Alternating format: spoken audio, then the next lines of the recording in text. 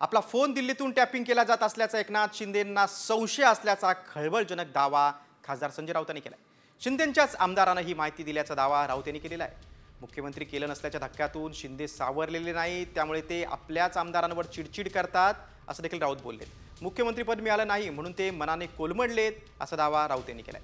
तर ठाकरे गटात आदित्य ठाकरेंबाबत नाराजी असल्याचा दावा करत नितेश राणेंनी राऊतांवर पलटवार केला। शिंदेचा जर आपण चेहरा पाहिला असेल, ज्याला तुम्ही बॉडी लँग्वेज म्हणता, त्यांचा वावर म्हणतो, तो पाहिल्यावर तुम्हाला कळेल की ते अजूनही शून्यात आहेत किंवा गुंगीत आहेत। काही धक्क्यातून ते सावरलेले नाहीत, त्या धक्क्यातून ते पूर्ण कोलमडलेले आहेत आणि सरकारमध्ये त्यांची पूर्ण कोंडी झाली आहे। त्यांचे लोक उद्या समोरून काही सांगतील थोड्या वेळाने। जो फोकस, जो झोत त्यांच्यावर होता मुख्यमंत्री म्हणून, तो गेला। आता लोक त्यांच्याकडे जात नाहीत, लोक जातात ते फक्त पैसे मागायला जातात आणि त्यांच्याच आमदारामध्ये चलबिचल आहे की नाही तुम्ही प्रत्येकाला जाऊन विचारा, मी कशाला सांगायला पाहिजे। संजय राजाराम राऊतनी पहिली स्वतःची लंगोट सांभाळावी, कारण का ती नाडी सुटत चाललेली आहे। उबाटामध्ये जे काही आदित्य ठाकरेच्या कार्यपद्धतीबद्दल एक फार मोठी नाराजगी आहे, त्याच्यामुळे उबाटामध्ये आता नेमकं कोण राहणार, किंबहुना संजय राजाराम राऊत पण उबाटामध्ये किती काळ राहील ह्याच्याबद्दल पण एकदा कधीतरी लेख त्यांनी सामनामध्ये लिहावा। तर मंत्री संजय शिरसाट यांच्या वक्तव्याकडे वळूया। ऑपरेशन टायगर हे आधीपासूनच सक्रिय आहे। येत्या 8 दिवसात आजी माजी आमदारांचा पक्षप्रवेश होणार आहे असा दावा शिंदे गटाचे मंत्री संजय शिरसाट यांनी केला। अनेक आमदार आहेत, माजी आमदार आहेत, आजी आमदार आहेत, पदाधिकारी आहेत, त्यांचा सगळ्यांचा प्रवेश या 8 दिवसानंतर आम्ही सर्वजण एकत्रित बसून त्याच्यावर विचार करून सर्वांचे प्रवेश करून घेणार आहोत। मिशन टायगर सक्रिय झालेले सक्रिय काय पहिल्यापासून सक्रिय होतं, त्याला आता गती द्यायचं काम केलं आणि तुम्हाला 8 दिवसामध्ये त्याचे रिझल्ट पाहायला मिळतील। शिवसेनेच्या बातमीनंतर राज्यभरातल्या आणखी काय घडामोडींचा आपण वेगवान आढावा घेऊया टॉप 5 मधून। सुरुवातीला बीडमध्ये काही बातम्या पाहूया। सरपंच संतोष देशमुखांचं कुटुंबीय नामदेव शास्त्रींच्या भेटीसाठी भगवान गडावर दाखल झाला। या भेटीत सरपंच हत्या प्रकरणाचे सर्व पुरावे त्यांनी नामदेव शास्त्रींना दिलेत। सरपंच हत्या प्रकरणात महंत नामदेव शास्त्रींनी धनंजय मुंडेंची पाठराखण केली होती, त्यामुळे राज्यभरातून त्यांच्यावर चौफेर टीका झाली।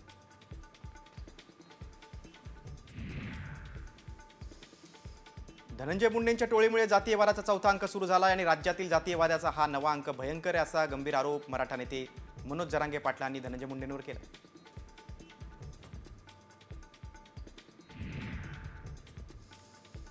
देशमुख कुटुंबीय आणि नामदेव शास्त्रींच्या भेटीवर छगन भुजबळ यांनी प्रतिक्रिया दिली। अन्याय झाला असेल तर सर्वांनी त्यावर बोललंच पाहिजे असं भुजबळ म्हणाले।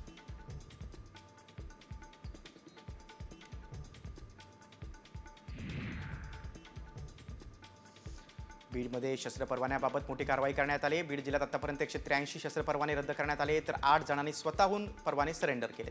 आणखी 127 शस्त्र परवाने देखील रद्द होणार आहेत। बीड जिल्ह्यात नोंदणीकृत 1281 परवाने आहेत। मात्र सरपंच संतोष देशमुख हत्या प्रकरणानंतर पोलीस प्रशासन आता ॲक्शन मोडवर आले।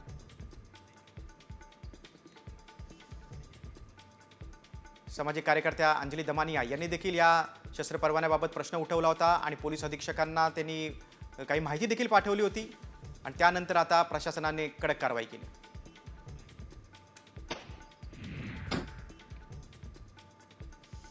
बीड जिल्ह्यात वाळूची तस्करी करणाऱ्या 51 जणांची पोलीस अधीक्षक नवनीत कावत यांनी हजेरी घेतलेली आहे। अवैध वाळू तस्करी बंद केली नाही तर हद्दपार आणि मकोकाची कारवाई करण्याचा इशारा त्यांनी दिलाय।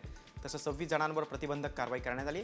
2 पोलीस कर्मचाऱ्यांना निलंबित करण्यात आले।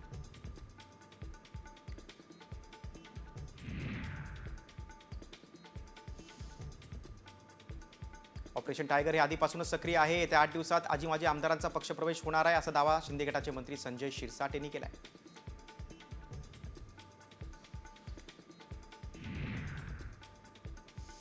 शिंदे सेनेच्या एका मोठ्या गटावर देवेंद्र फडणवीसांचं पूर्णपणे नियंत्रण असल्याचा खळबळजनक दावा संजय राऊतांनी केलाय। 20 ते 25 आमदार फडणवीस किंवा अमित शहांच्या सांगण्यावरूनच सुरतला गेले होते, शिंदेंसाठी गेले नव्हते असाही दावा राऊतांनी केलाय। तर उरलेल्या आमदारांमध्ये पुन्हा मागे फिरायचं का असा एक विचार सुरू असल्याचं देखील राऊत म्हणाले। राजकीय व्यासपीठावरून एकमेकांवर चिखलफेक करणारे प्रफुल्ल पटेल आणि नाना पटोले या दोघांनी एकमेकांची गळाभेट घेतलेली आहे। भंडाऱ्यात राज्यस्तरीय कृषी प्रदर्शनाच्या उद्घाटन सोहळ्यात हे दोन्ही नेते एकाच व्यासपीठावर होते। यावेळी या दोन्ही नेत्यांनी घेतलेली ही गळाभेट काही वेगळे राजकीय संकेत देत तर नाहीत ना, अशी आता कुजबूज सुरू झाली आहे.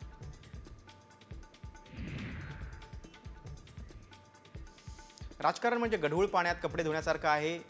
मी किती दिवस त्यात तुरटी फिरवायची, अशी खतखत मंत्री पंकजा मुंडेंनी व्यक्त केली. काही लोक ठरवून सुपारी घेऊन आरोप करतायत, कशातही आपलं नाव ओढतायत, असा आरोप मंत्री पंकजा मुंडेंनी केलाय. जालन्यामध्ये आयोजित सत्कार कार्यक्रमात पंकजा मुंडे बोलत होत्या. नवी दिल्ली विधानसभेचा सर्वत्र पक्षांकडून आता जोरदार प्रचार सुरू आहे. अजित पवारांच्या राष्ट्रवादीनं बाईक रॅली आणि पदयात्रा काढत प्रचार केला. राष्ट्रवादी विद्यार्थी आघाडीकडून अनेक मतदारसंघात प्रचार करण्यात येतोय. 23 मतदारसंघात अजित पवारांकडून उमेदवार उभे करण्यात आले.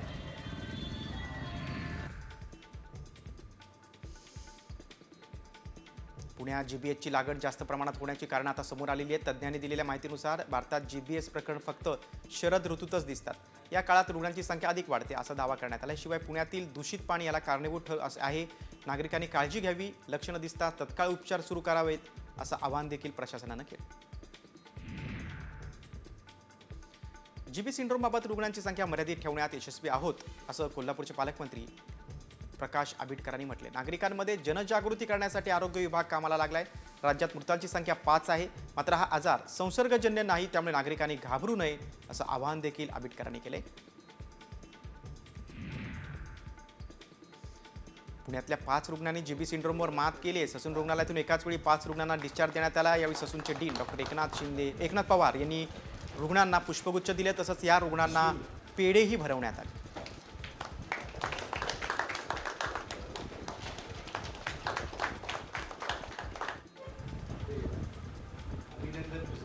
सर या नाही सर प्लीज का प्लीज अजून कक्षामध्ये पूर्णपणे सुधारणा झालेलीच आहे. पिंपरी चिंचवडमध्ये 6 वर्षाच्या चिमुरडीनं जीबी सिंड्रोमवर मात केलेल्या हॉस्पिटलमध्ये त्याला व्हेंटिलेटरवर तसंच आयसीयूमध्ये ठेवण्यात आलं होतं. डॉक्टरांनी दिलेल्या सल्ल्याचं तंतोतंत पालन केल्यानं आज हा चिमुरडा जीबी सिंड्रोमवर मात करून घरी परतलेला आहे.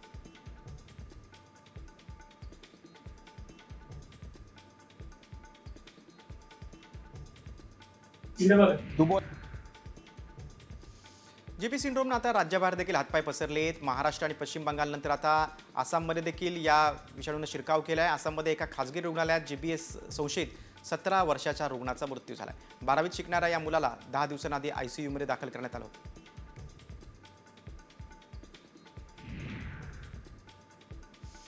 आता पाहूयात मुंबईच्या टॉप 5 बातम्या. नवी मुंबई गुन्हे शाखेच्या वाहतूक प्रतिबंधक कक्षाच्या वतीनं 6 बांगलादेशी नागरिकांना अटक करण्यात आली. यामध्ये सानपाडा परिसरातून एका महिला तर उलवे पोलीस ठाण्याच्या हद्दीतून 1 महिला 4 पुरुष असे एकूण 6 बांगलादेशी नागरिकांना अटक झाली.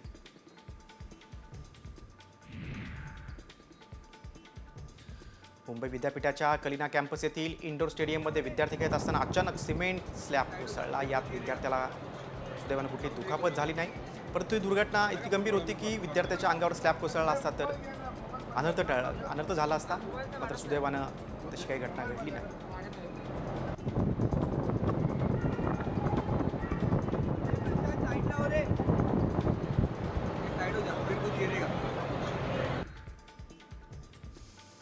मुंबई आंतरराष्ट्रीय विमानतळावरील टर्मिनलच्या पार्किंगमध्ये अपघात झाला. चालकाचं नियंत्रण सुटल्यानं मर्सिडीजला अपघात झाला. 5 जण जखमी झालेत. 3 जण हे विमानतळावरील क्रू मेंबर असल्याची माहिती पोलिसांनी दिली.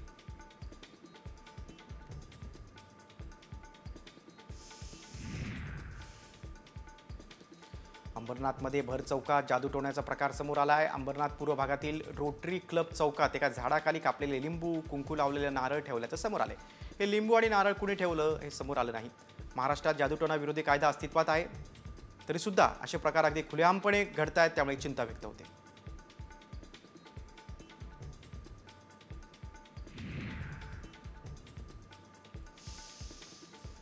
ब्रिटनचे माजी पंतप्रधान ऋषी सुनक यांनी दक्षिण मुंबईच्या पारसी जिमखान्यात क्रिकेटचा आनंद लुटलाय. मुंबईतील टेनिस बॉल क्रिकेटशिवाय मुंबईची ट्रिप पूर्ण होत नाही, अशा शब्दात त्यांनी आपला आनंद व्यक्त केलाय.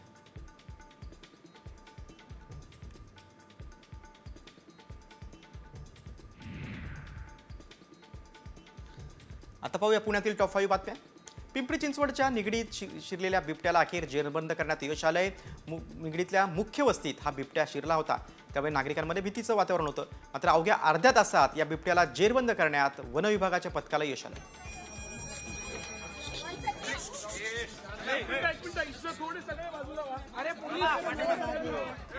अरे इकडून तर इथपर्यंत उडी सहज मारतोय एका सेकंदात. खडकवासला धरणातून पाणी वाहून नेणाऱ्या कालव्यात प्लास्टिकचा प्रचंड खच आहे. उजव्या मुठा कालव्यात हा प्लास्टिकचा खच आहे. प्लास्टिक मिक्स असलेलं पाणी या कालव्यातून विविध ठिकाणी पुरवठा केला जातं. मात्र कालव्याच्या स्वच्छतेकडे अधिकाऱ्यांचं दुर्लक्ष होत असल्याचा आरोप आहे.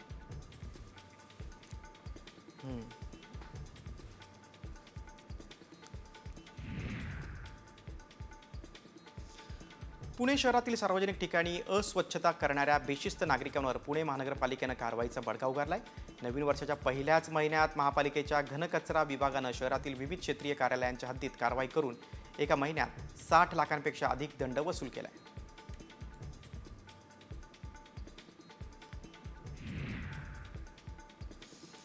केंद्रीय अर्थमंत्री निर्मला सीतारामन यांनी मांडलेल्या अर्थसंकल्पात पुणे मेट्रोसाठी 837 कोटी रुपयांची तरतूद जाहीर झाली आहे. तर पिंपरी चिंचवड महानगरपालिका ते निगडी आणि स्वारगेट ते कात्रज या मेट्रो मार्गिकांच्या कामांना आता वेग येणार आहे.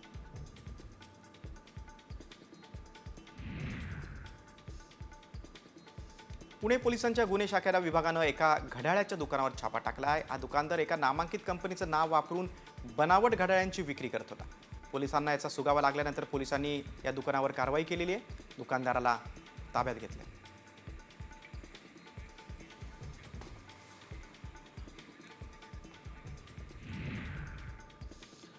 टॉप 5 नंतर पुढची बातमी बीडमधून. भगवान गडानंतर देशमुख कुटुंबानं नारायणगडावर जाऊन नगद नारायण महाराजांचं दर्शन घेतलेलं आहे. तसंच नारायणगडाचे महंत शिवाजी महाराज यांच्यासोबत फोनद्वारे संवादही साधला. या प्रकरणात न्याय मिळेपर्यंत नगद नारायण यांचं पाठबळ आमच्या मागे राहिलं पाहिजे अशी इच्छा धनंजय देशमुख यांनी महंत शिवाजी महाराजांकडे व्यक्त केली.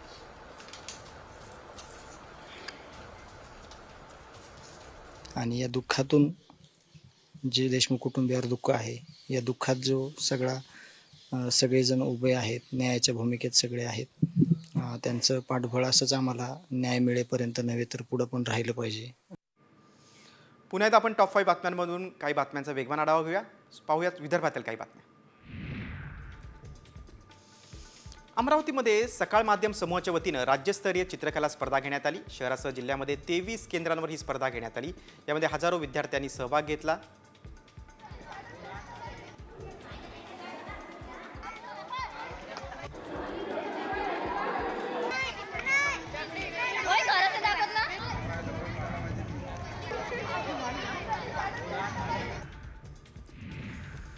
वाशिमच्या मंगरुळपीर येथील जिल्हा परिषदेच्या उच्च प्राथमिक शाळेमध्ये विद्यार्थ्यांना सुप्रसिद्ध गायक शंकर महादेव यांनी गायनाचे धडे दिले.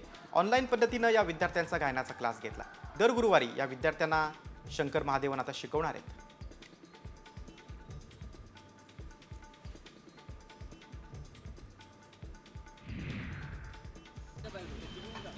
भंडाऱ्यामध्ये वसंत पंचमीच्या दिवशी बैलांच्या शंकरपटाचं आयोजन करण्यात आलेलं आहे. पिंपळगावमध्ये यावर्षी शंकरपटाची 100वी साजरी होते. सर्वोच्च न्यायालयानं 2014 ते 21 मध्ये बैलांच्या शर्यतीवर बंदी घातली होती. मात्र यावर्षी बैलांच्या जंगी शंकरपटाचा धुरळा बघायला मिळणार आहे.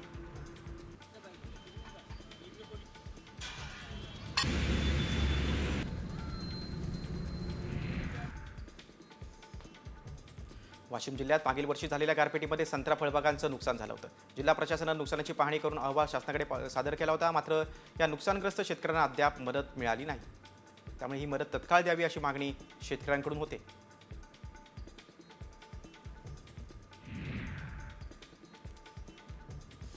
बुलढाण्यातील राष्ट्रीय महामार्ग 53 वर मलकापूर जवळ अपघात झालेला आहे. यावेळी रेल्वे उड्डाण पुलावर 2 ट्रकनं एकमेकांना धडक दिली. यात 4 जण गंभीर जखमी झालेत. राष्ट्रीय महामार्गावर एकेरी वाहतूक सुरू असताना ही दुर्घटना घडली.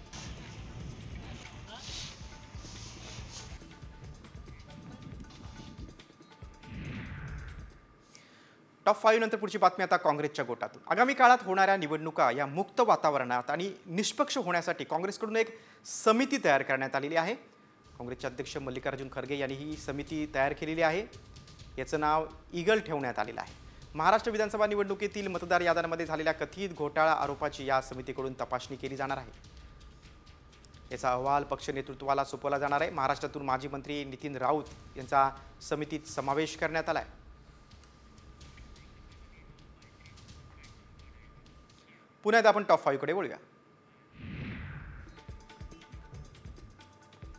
आधार अपडेट KYCमुळे धाराशिव जिल्ह्यातील शेतकऱ्यांचे 14 कोटी रुपये जिल्हा प्रशासनाकडून पडून आहेत.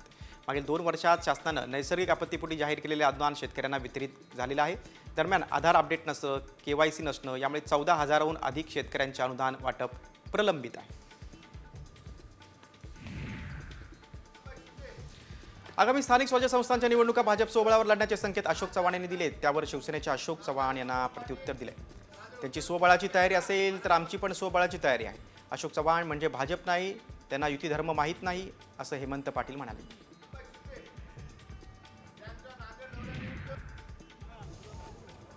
आमदार संतोष बांगरांनी अपघातग्रस्त वयोवृद्ध कुटुंबाला मदत केलेली आहे. हिंगोली औंढा राज्य महामार्गावर लिंबाळा MIDC परिसरात अपघात झाला होता. वयोवृद्ध कुटुंब गंभीर जखमी झालं होतं. या कुटुंबाला संतोष बांगरांनी स्वतःच्या गाडीतून रुग्णालयात नेलं.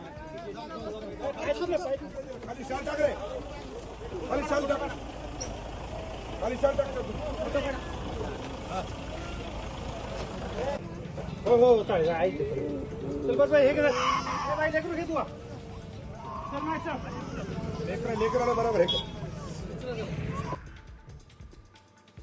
धाराशिवच्या कळंबमध्ये नगर परिषद प्रशासन ॲक्शन मोडवर आलेल्या नगर परिषदेच्या गाळ्यांचे भाडं थकवणाऱ्या बड्या थकबाकीदारांची नावं आता शहरातील मुख्य चौकामध्ये झळकणार आहेत. दरम्यान 7 दिवसाच्या आत थकबाकी न भरल्यास मुख्य चौकात डिजिटल बोर्ड लावण्याचा इशारा प्रशासनानं दिला.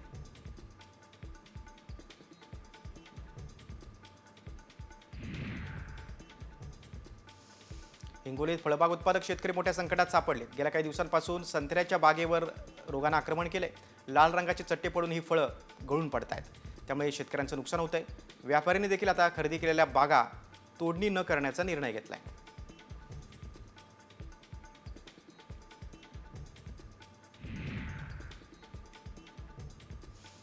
आता पाहू उत्तर महाराष्ट्रातल्या काही टॉप 5 बातम्या. अहिल्यानगरमध्ये आज महाराष्ट्र केसरीची अंतिम लढत होणार आहे. शिवराज राक्षे विरुद्ध पृथ्वीराज मोहोळ यांच्यात अटीतटीचा सामना होणार आहे.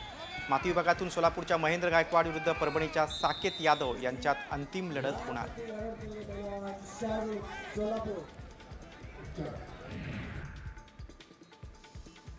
नंदुरबार जिल्ह्यात गेल्या काही दिवसांपासून थंडी गायब झाली. तापमानाचा पारा 34°C पर्यंत पोहोचलाय. उन्हाच्या चटक्यांनी नागरिक हैराण झाले.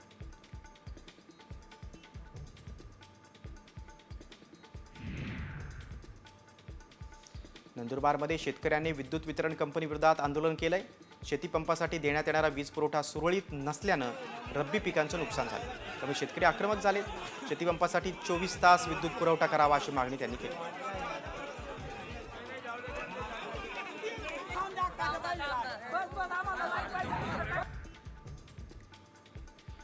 राज्यातील सर्वाधिक पुरुष नसबंदी शस्त्रक्रिया करणारा नंदुरबार जिल्हा हा पहिला ठरला आहे. सातपुड्यातील दुर्गम भाग असलेल्या धडगाव तालुक्यातील आदिवासींनी पुढाकार घेऊन नसबंदीचा रेकॉर्ड ब्रेक केलाय.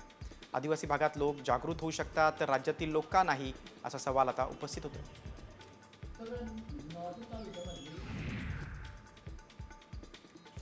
धुळे शहरातील MIDC स्फोट दुर्घटनेतील दुसऱ्या जखमीचा देखील उपचारादरम्यान मृत्यू झाला आहे. MIDCमध्ये सोयाबीन तेल कारखान्यामध्ये रात्री वेल्डिंगचं काम सुरू असताना हा स्फोट झाला होता. या दुर्घटनेमध्ये एकाचा जागीच मृत्यू झाला होता. या प्रकरणात मृतांची संख्या आता 2 झाली.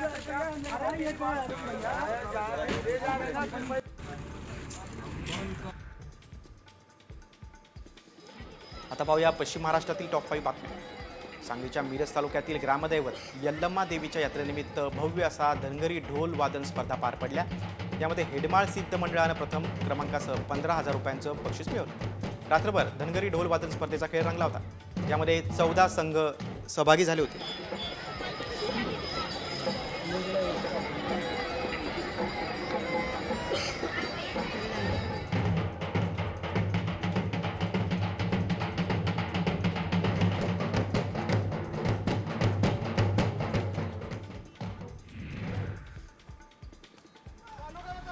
साताऱ्याच्या महाबळेश्वरमध्ये पर्यटकांच्या कारनं अचानक पेट घेतला. महाबळेश्वर पालिकेच्या अग्निशमन दलानं तत्काळ घटनास्थळी धाव घेत आग आटोक्यात आणली.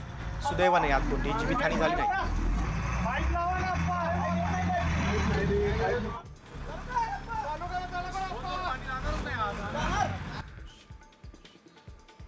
सांगलीत एका फ्लॅटमध्ये ठेवण्यात आलेल्या गॅसच्या टाक्यांचा स्फोट झाला. यात फ्लॅटमधील केटरर साहित्याचं मोठं नुकसान झालेलं आहे. स्फोटाच्या आवाजानं इमारतीतील 10 फ्लॅटच्या काचा फुटल्या. पाण्याच्या टाक्याही फुटल्या. सुदैवानं कोणतीही जीवितहानी झाली नाही.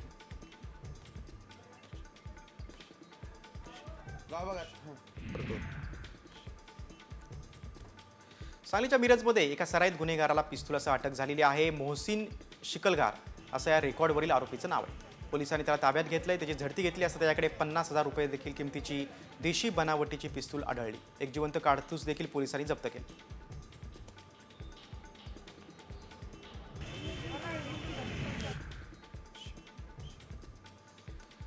साताऱ्यातील छत्रपती शिवाजी महाराज संग्रहालयातील शिवकालीन वाघनखं साताऱ्यातून नागपूरच्या दिशेने रवाना झाली आहेत. गेल्या वर्षी ही नखं लंडनमधील व्हिक्टोरिया अल्बर्ट संग्रहालयातून आणली होती. यापुढील काळात ही नखं नागपूरमधील मध्यवर्ती संग्रहालयात शिवप्रेमींना पाहण्यासाठी उपलब्ध असणार आहेत.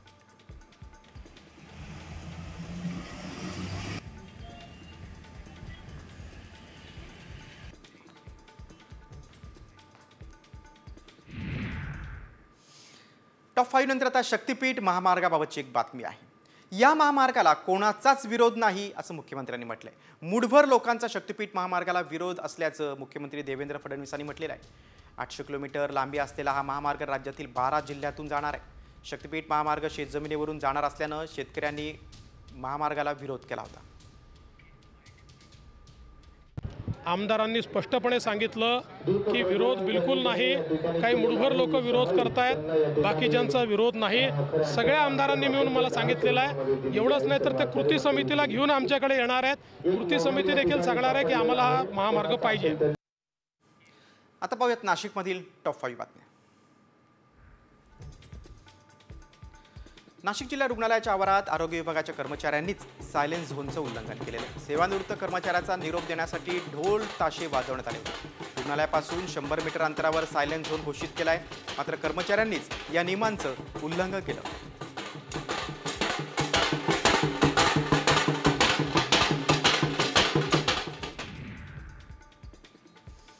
नाशिक जिल्ह्यातील मालेगावमध्ये बांगलादेशी जन्म प्रमाणपत्र घोटाळ्याप्रकरणी कारवाई करण्यात आलेली आहे. याविरोधी आता छावणी पोलीस ठाण्यात गुन्हा दाखल करण्यात आला. या प्रकरणी 3 आरोपींना अटक झाली. तसंच त्यांना 4 तारखेपर्यंत पोलीस कोठडी सुनावलेली आहे.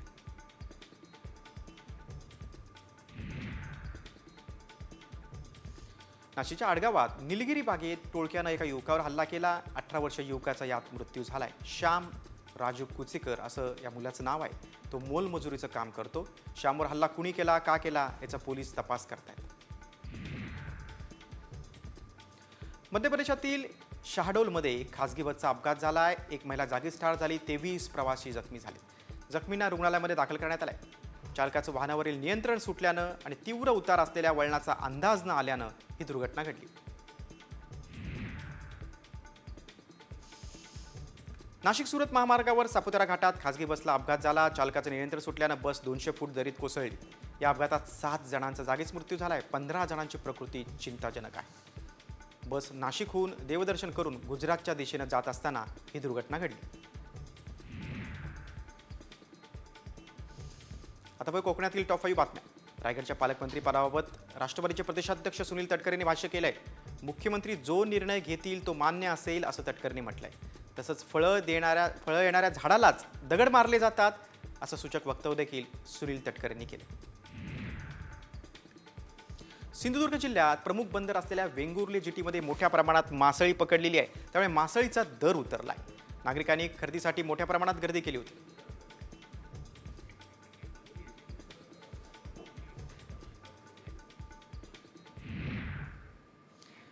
टॉप 5 बातम्यानंतर एक बातमी आता रेल्वेतून. चेन्नईहून जोधपूरकडे जाणाऱ्या ताप्ती गंगा एक्सप्रेसमधील 2 प्रवाशांवर जीवघेणा हल्ला झाला.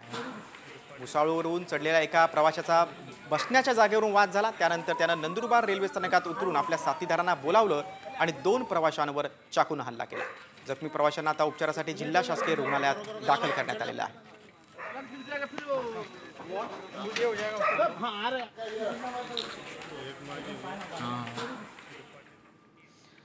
जळगावमधील या बातमीनंतर आता लाडकी बहीण योजनेकडे वळूया. लाडकी बहीण योजनेचा लाभ घेणाऱ्या महिलांसाठी ही महत्त्वाची बातमी. जर तुम्ही लाडकी बहीण योजनेमध्ये जर नियमबाह्य लाभ घेत असाल तर तुमच्यावर थेट गुन्हे दाखल होणार आहेत. कोणत्या मंत्र्यांनी हा इशारा दिलाय आणि किती लाडक्या बहिणींचे अर्ज बाद केलेत त्यावरचा हा विशेष रिपोर्ट. बोगस लाडकींवर गुन्हे दाखल होणार.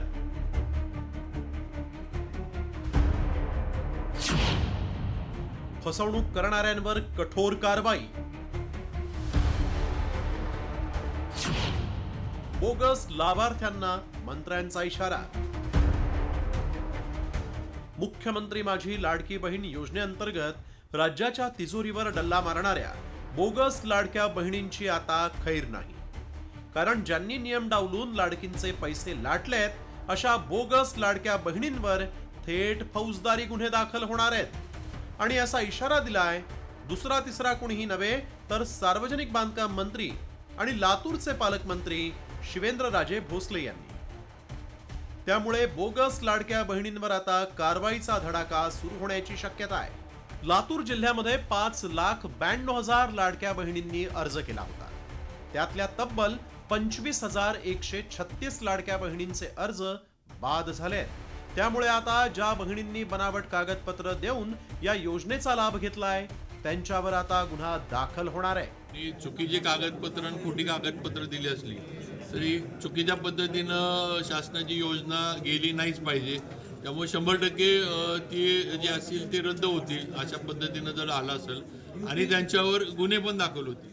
अशाच बोगस लाडक्या बहिणींवर यापूर्वी गुन्हे दाखल करण्यात आल्याचं महिला आणि बालविकास मंत्री अदिती तटकरे यांनी सांगितलंय.